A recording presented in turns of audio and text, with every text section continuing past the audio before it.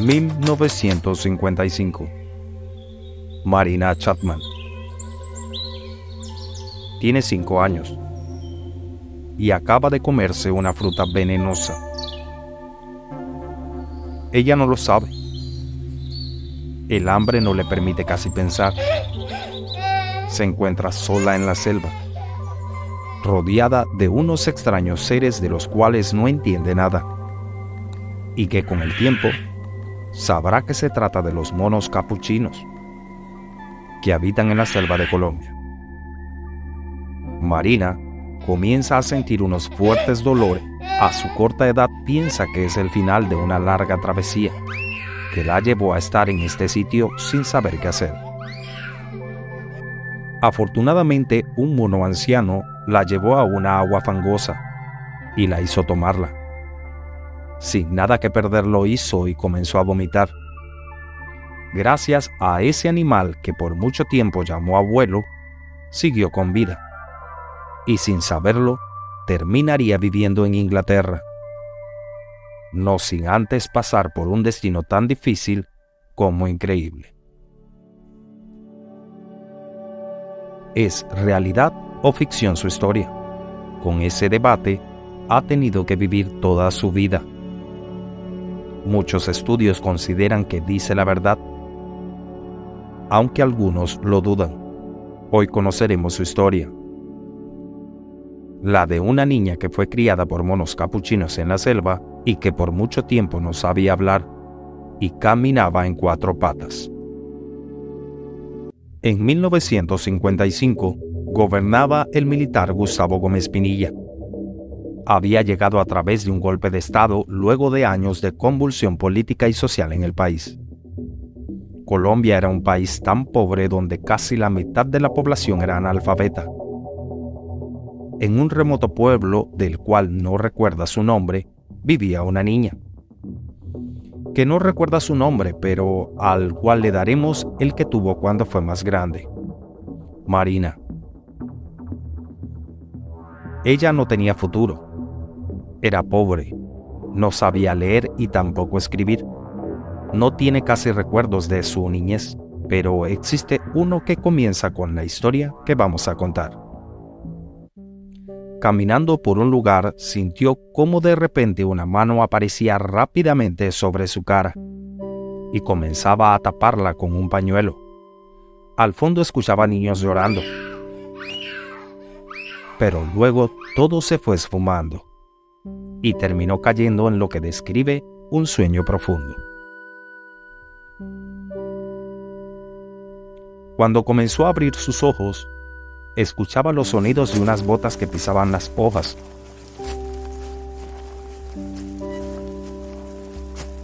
Y que le causaba temor porque sabía que eran las del hombre que la durmió con ese pañuelo. Pero también escuchaba el sonido y la paz de la selva, el sonido de los pájaros y de otros animales que se perdían entre tantos árboles. Luego de eso fue dejada en la selva y, creyendo que la irían a buscar los otros niños que escuchó llorar tiempo atrás, sintió que lo peor estaba por llegar. Pero no pasó nada de eso. Nadie llegó, nadie fue a buscarla, nadie se acordaba de ella. ¿Quién se iba a acordar de una niña que ni nombre tenía? Al pasar las horas y darse cuenta que estaba en un lugar muy lejano en la selva de Colombia, comenzó a llorar. Desesperada corría de un lugar a otro, y los sonidos de la selva comenzaban a asustarla. Caminó y caminó hasta que su vestido terminó rompiéndose en el camino. Marina estaba sola. No entendía lo que pasaba, pero a lo lejos vio a un grupo de monos capuchinos que hacían unos sonidos que no eran conocidos para ella. Pero al verlos sintió paz y tranquilidad. No entendía por qué, pero decidió quedarse. Esa pequeña niña habría dado su vida con tal de tener a su lado lo que fuera que le hiciera compañía. Marina decide estar cerca de esa extensa familia de monos capuchinos que iban de un sitio a otro. estaban entre las ramas de los árboles. Otros se acicalaban y otros jugaban. La presencia de ella parecía no importarles, la ignoraban. No les interesaba su presencia. Ella, una niña de 5 años, en aquel momento no lo sabía. Pero ser ignorada pudo ser una bendición porque no fue ni rechazada ni atacada. Cada quien siguió en lo suyo como si nada pasara, o como si hubiera más cosas importantes que hacer en la selva que estar pendiente de ella. Ella reconocería con el tiempo en una entrevista en el diario británico The Guardian que sintió celos al verlos tan felices y tan unidos, y le causó también algo de envidia ver que no era parte de ellos. Desesperada por el hambre que no le permite casi pensar, come una fruta venenosa sin saberlo. Marina comienza a sentir unos fuertes dolores que la hacen retorcerse. A su corta edad piensa que es el final de una larga travesía que la lleva a estar en ese sitio sin saber qué hacer. Afortunadamente un mono anciano la llevó a una agua fangosa y la hizo tomarla. Sin nada que perder lo hizo y comenzó a vomitar. Gracias a ese animal que por mucho tiempo llamó abuelo, siguió con vida. La actuación rápida del anciano mono capuchino le abriría también las puertas para que los más jóvenes comenzaran a interesarse en ella y le permitieran ser parte a su manera de su familia. Poco a poco le tocó ganarse el respeto de todos y entendió que para hacerlo tenía que dejar atrás la vida humana, porque desde ese momento tenía que valerse por sí misma y tenía una nueva familia que la apoyaría.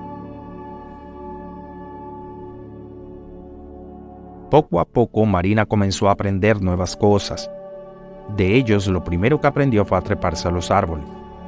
De lo que ellos comían, ella también lo hacía. Así descubrió qué era seguro comer y qué no. Aprendió cómo limpiarse, cómo acicalar a otros y que lo hicieran con ella. Con el tiempo entendió también que el no saber cómo comunicarse bien era una desventaja. Pero su tamaño sí era una ventaja. Fue así que descubrió que si se ponía abajo de los monos, que por las ramas cargaban los plátanos, por lo menos uno de 2 terminarían cayendo y podría tomarlos. Y en efecto, lo hizo.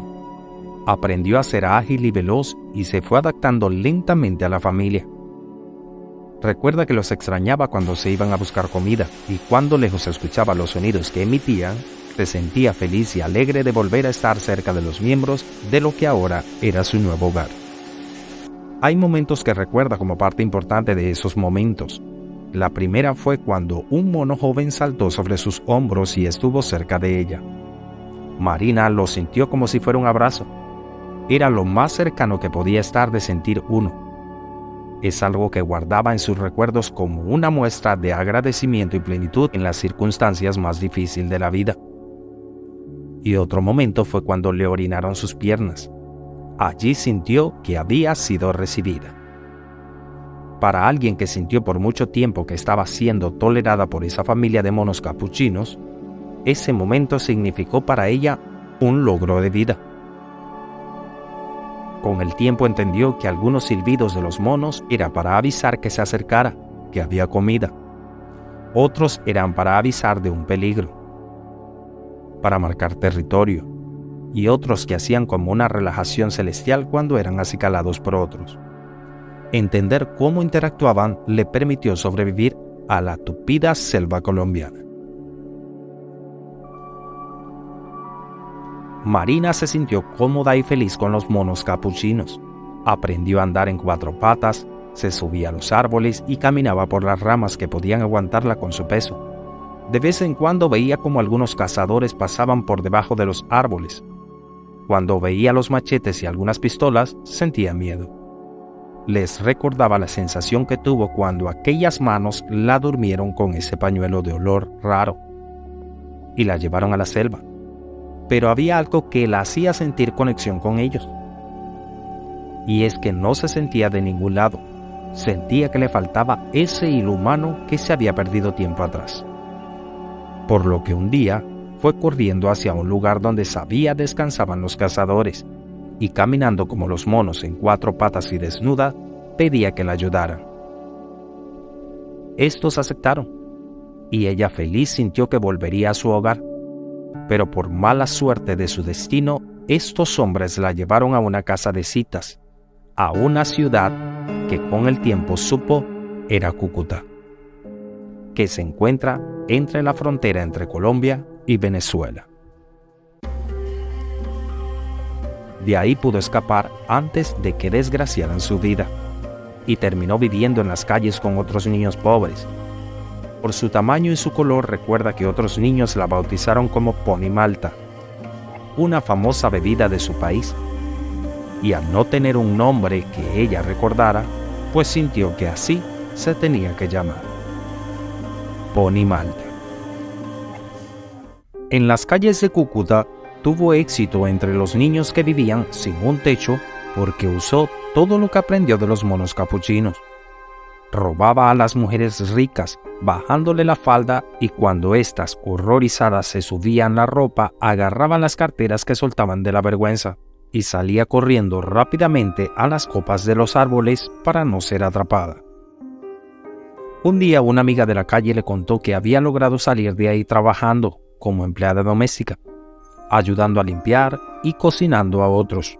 Una familia la recibió y la llamó Rosalba, pero era una familia de criminales muy conocidas en Cúcuta, y la mantuvieron esclavizada, sin darle un sueldo y haciendo que hiciera todo tipo de trabajos, hasta altas horas de la noche. Una señora llamada Maruja, a la que apodaría como su ángel guardián, y que tenía 9 hijos, vecina de ese sector, supo de ella, y como pudo la ayudó a escapar y que se fuera a Bogotá.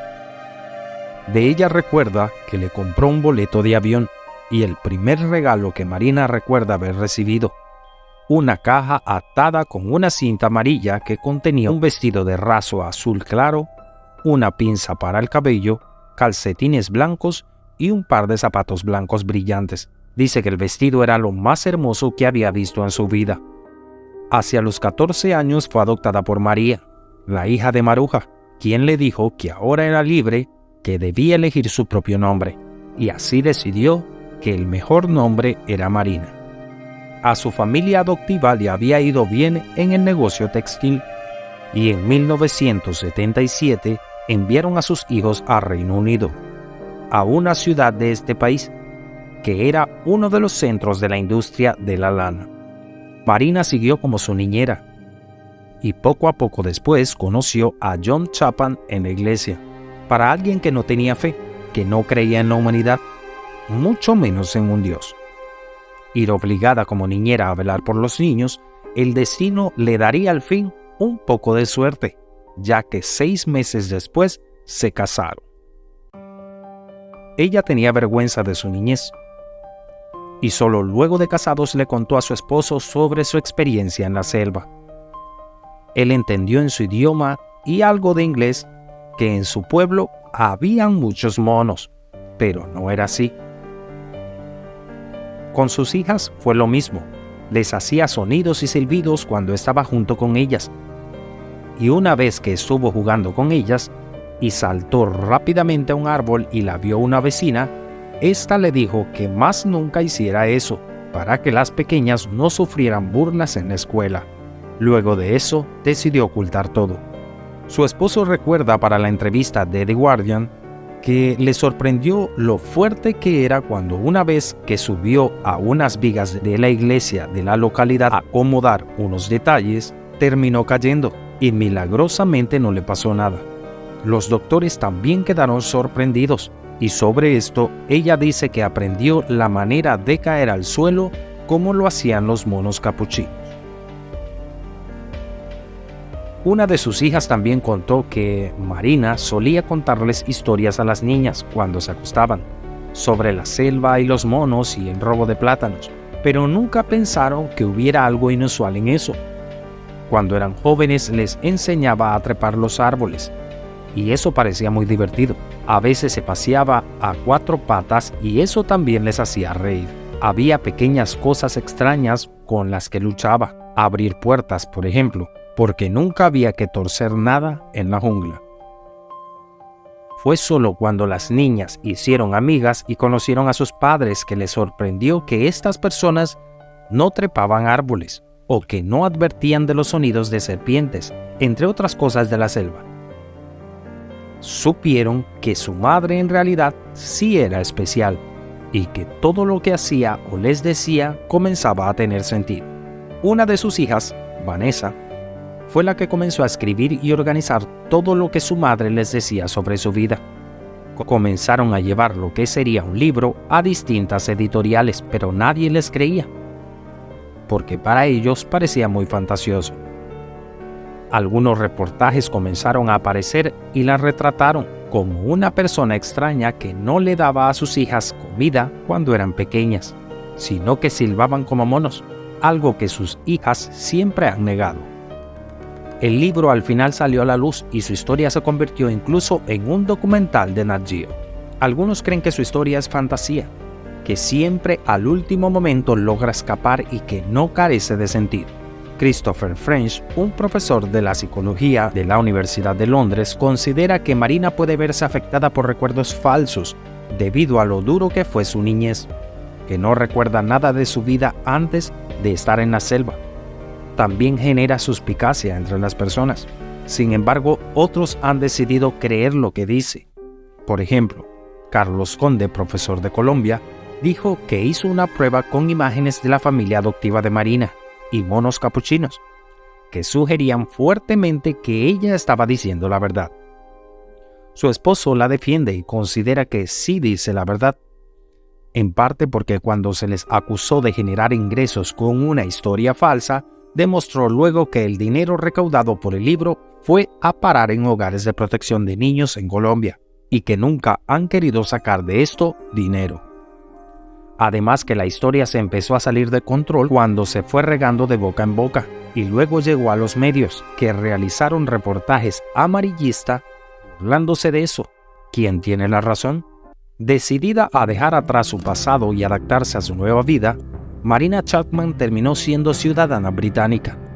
Con el tiempo aprendió a leer y escribir y se formó como cocinera y finalmente se abrió camino hasta convertirse en chef en el Museo Nacional de Medios de Bradford, la ciudad donde vive. Se convirtió en un miembro respetado de la iglesia y en una madre amorosa, siempre asegurándose de que sus hijos y nietos no pasaran hambre. Tuvo la oportunidad de visitar de nuevo Cúcuta e ir a la antigua casa de citas donde fue llevada, pero nadie salió.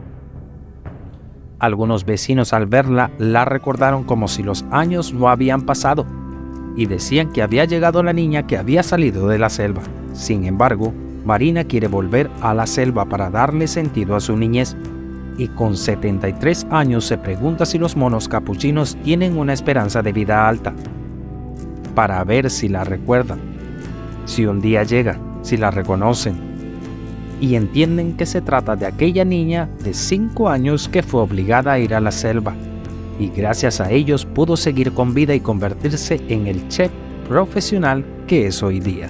Algo sorprendente porque pareciera que para ella sus verdaderos padres y madres fueron aquellos animales que con algo de duda la recibieron en su hogar. Recuerda escribir tu opinión en los comentarios. Siempre los leemos. Bueno, esto es todo por ahora. Hasta la próxima.